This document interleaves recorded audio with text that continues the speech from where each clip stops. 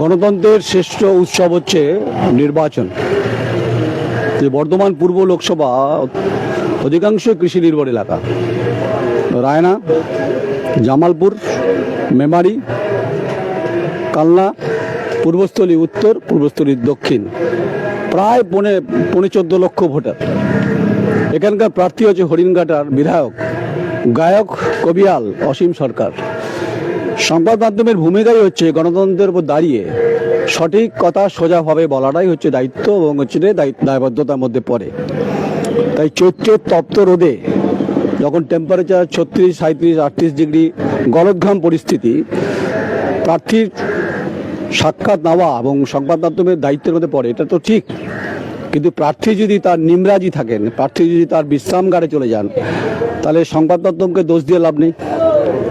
কারণ আমি মনে করি thequery.com সারা বাংলায় যখন বিভিন্ন জায়গায় ঘুরি, বিভিন্ন সংকটময় পরিস্থিতির মোকাবিলা করার জন্য আমি নয়ন রায় কিন্তু যথেষ্ট।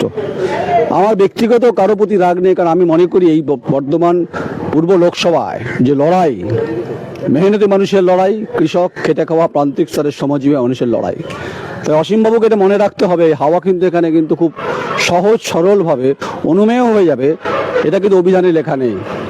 একদিকে দামোদর নদের স্রোত ক্রমশ ঘূর্ণাবর্ত তৈরি হচ্ছে, তাই আপনাকে তপ্ত রোদে এই টেম্পারেচার দেখছেন 36, 37 ডিগ্রি, গলা ঠিক রাখতে হবে, কারণ আপনাকে গানটা গাইতে হবে। ভোটটা আপনাকে দেখে দেবে না নরেন্দ্র মোদীজিকে দেখে দেবে? ইস বার 400 পার নমুনা দেখছি সেটাই। তাই একদিকে কৃষ্ণচূড়া গাছ, একদিকে শ্যামসুন্দর গ্রাম পঞ্চায়েত, একদিকে গ্রামের পুকুর।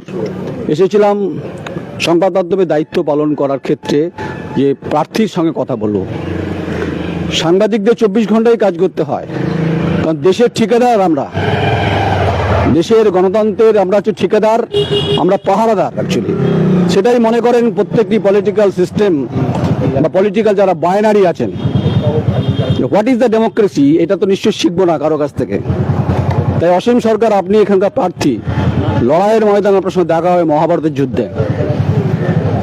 আমাদের 24 আওয়ার্স যখন আমাদেরকে সংবাদটা করতে হয়, তাই কৃষক, খেটে খাওয়া মেহনতি মানুষের কথা, কারোর দ্বারা প্রভাবিত হওয়ার কোনো জায়গাতে অন্তত thequery.com নেই। আমার কথা যারা শুনছেন, এখানে অনেক কর্মী সমর্থক আছে, তাতে আমাদের কিছু যায় আসে না কিছু। আমরা কারো কোনো পলিটিক্যাল পার্টির কাছে দলদাস নই। এটা আমরা তার কথা শুনতে এসেছিলাম, তিনি এখন বিশ্রামগারে রয়েছেন। তার জন্য তো ঘন্টা 2 বা 2.5 ঘন্টা ওয়েট করা অন্তত আমাদের পক্ষে সম্ভব। আমরা ব্যস্ত, আমরা ক্ষুদ্র, পিপিলিকা, তুচ্ছ তাচ্ছিল্য ভাববার কোনো কারণ নেই। এই বাংলায় বিভিন্ন যে দুর্নিবার ঝড়ের যে পরিস্থিতি, নয়ন রায় খুব ওয়াকিবল। তাই এসেছিলাম সহনশীল মনোভাব নিয়ে, এখনও সহনশীল। আমি খুব হিংস্র মানবতার কোনো প্রতীক নই। আমি অবশ্যই গান্ধী ফিলোসফিতে বিশ্বাস করি। বুড়া মত দেখো, বুড়া মত কাহো, বুড়া মত সোচো। অসীমবাবু, আপনার সাথে দেখা হবে, কবিয়ালি গান আপনাকে আমি শোনাবো। আমি নয়ন রায় যখন কথা দিয়ে গেলাম, দেখার যে কোনো প্রান্তর আপনার সঙ্গে এই বিস্তীর্ণ বিধানসভায় দেখা হবে। তাই আপনার সময়ের দাম থাকতে পারে, ভাববেন না যে আমরা কিন্তু আমার সময়ের দাম নেই, ভাববার কোনো কারণ। আমার সময়ের দাম আছে। ভালো থাকবেন, সুস্থ থাকবেন, গলা ঠিক রাখবেন। আপনাকে দর্শকদের অনুরোধ থাকবে কবিয়ালি গান গাওয়ার জন্য। আপনি বিধানসভার বিধায়ক, তাই প্রত্যাশা আপনার প্রতি থাকবে। লড়াই হবে এখানকার কৃষি এলাকার বিভিন্ন কৃষকের চাহিদার প্রশ্নে, কৃষকের যন্ত্রপাতির প্রশ্নে, দাম, সার, খাসধান, বিস্তীর্ণ অঞ্চলে যে বিভিন্ন দাবিগুলো আছে, যেগুলো আপনাকে এবার ইস্যু করতে হবে। হয়তো আপনার সঙ্গে দেখা হলে হয়তো 1 কাপ চা খেতে খেতে কথা হতে পারত।